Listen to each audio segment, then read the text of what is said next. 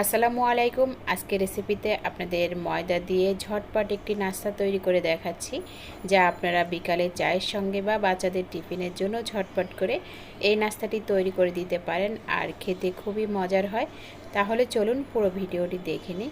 প্রথমে এখানে আমি এই কাপের 1 কাপ লিকুইড দুধ নিয়ে নিলাম, সেই সাথে আমি 1 টেবিল চামচ চিনি গুলিয়ে নিয়েছি। এখন আমি দিয়ে দেবো 1 চা চামচ ইস্ট। এখন এর ভিতরে দিয়ে দিচ্ছি আমি 2 কাপ ময়দা। এখন চামচ দিয়ে একটু ময়দাটা মিশিয়ে নিচ্ছি।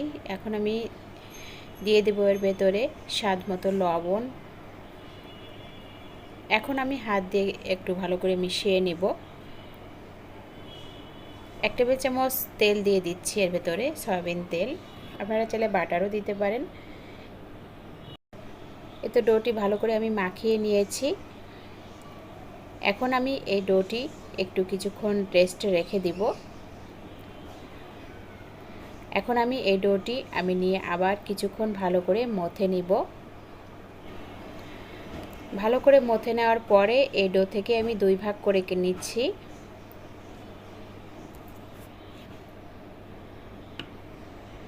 তারপর 1 ভাগ রেখে আরেক ভাগ আমি এখন ভালো করে গোল করে নিয়ে তারপরে আমি বেলে নেব। বেলে নেওয়ার আগে একটু ময়দা ছড়িয়ে নিলাম, নিয়ে হাত দিয়ে একটু ভালো করে চেপে দিলাম। এখন আমি বেলন দিয়ে একটু মিডিয়াম সাইজের একটি রুটি বানিয়ে নেব। রুটিটা খুব বেশি পাতলাও হবে না, বেশি মোটাও হবে না, মিডিয়ামভাবে বানিয়ে নিচ্ছি। তো রুটিটা আমার এখানে বেলা হয়ে গেছে।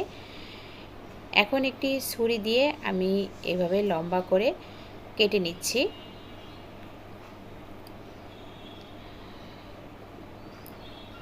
এই তো ভালো করে এভাবে কেটে নিচ্ছি। পুরো রুটিটা আমি এভাবে লম্বা লম্বা করে কেটে নিব।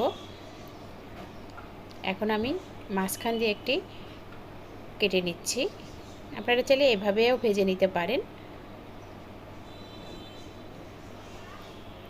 এই তো আমার কাটা হয়ে গেছে, দেখুন এটুক লম্বা করে আমি এভাবে কেটে নিয়েছি।